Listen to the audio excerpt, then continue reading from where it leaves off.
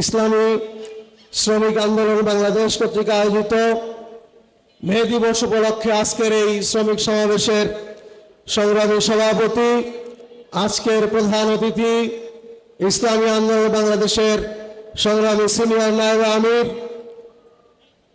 সংগ্রামী জননেতা মুফতি সৈয়দ মোহাম্মদ ফয়জুল করিম শেখ চরমনাই, উপস্থিত জাতীয় নেতৃবৃন্দ, সমবেত আমার শ্রমিক ভাই ও বন্ধুগণ, প্রিয় ভাই ও বন্ধুগণ, আজকের এই বিশাল সমাবেশ প্রমাণ করে এদেশের মানুষ ইসলামের পক্ষে আছে। আজকের সমাবেশ প্রমাণ করে এদেশের মানুষ ইসলামী শরিয়াকে পছন্দ করে। আজকের সমাবেশ প্রমাণ করে এদেশের মানুষ তাদের সমস্যার সমাধানের জন্য ইসলামী শরিয়াকেই তারা বুকে ধারণ করে সামনে এগিয়ে যেতে চায়। প্রিয় ভাইয়ের আমার, শ্রমিক নিয়ে অনেক কথা হয়েছে। আপনারা জানেন, শ্রমিক ছাড়া আমাদের মাথার উপরে মেট্রো রেল হয় নাই, শ্রমিক ছাড়া আমাদের পায়ের নিচের রাস্তা হয় নাই, শ্রমিক ছাড়া আজকের মঞ্চ আর স্টেজ হয় নাই। কাজেই শ্রমিকের মর্যাদা আমাকে অবশ্যই দিতে হবে।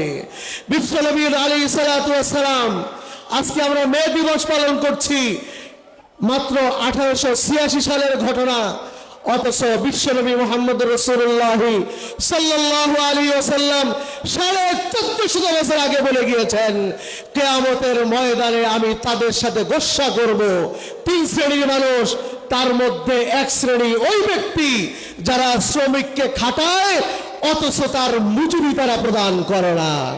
প্রিয় ভাইরা আমার, কাজেই বলে দিতে চাই, ইসলামের শ্রমিকের যেই অধিকার এবং মর্যাদা দিয়েছে, শরীয়ী আইনে যেই অধিকার এবং মর্যাদা দেওয়া হয়েছে, তা যদি প্রতিষ্ঠা করতে পারি, বাংলাদেশ কেন গোটা বিশ্বের কোন শ্রমিককে তার অধিকারের জন্য একবারও আন্দোলন করতে হবে না ইনশাআল্লাহ। ভাইরা আমার, সরকারের প্রতি আমরা যত আহ্বান জানাই। আজকে মে দিবসে শুনেছি আপনারাও সরকারি দল বিরোধী দল অনেকে প্রোগ্রাম করবেন। আমরা বলে দিতে চাই, শ্রমিকের অধিকারের জন্য আপনাদের সমাবেশের প্রয়োজনীয়তা নাই। আপনারা শ্রমিকের অধিকার দিলেই হয়। সাথে সাথে শ্রমিকের মজুরি কেবল বাড়ালেন, একদিকে মজুরি বাড়ালেন, ওদিকে দ্রব্যমূল্য আকাশচুম্বী হয়ে থাকলো।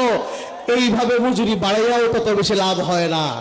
আমরা বলতে চাই, সরকার এবং বিরোধী দল সংসদের নিউজ খুললেই দেখি আপনাদের বেহুদা তর্কে, বেহুদা ফাসালে আমাদের কানগুলো বয়রা হয়ে যাওয়ার উপক্রম। এগুলি বাদ দেন, কিভাবে দ্রব্যমূল্য কমাবেন সেই বিষয়ে আলাপ আলোচনা করেন, শ্রমিকের ন্যায্য অধিকার প্রতিষ্ঠা করেন, বিশেষত দ্রব্যমূল্য নিয়ন্ত্রণের ব্যাপারে আপনারা মনোযোগী হন। সে ব্যাপারে উদাত্ত আহ্বান জানিয়ে বক্তব্য এখানে শেষ করছি।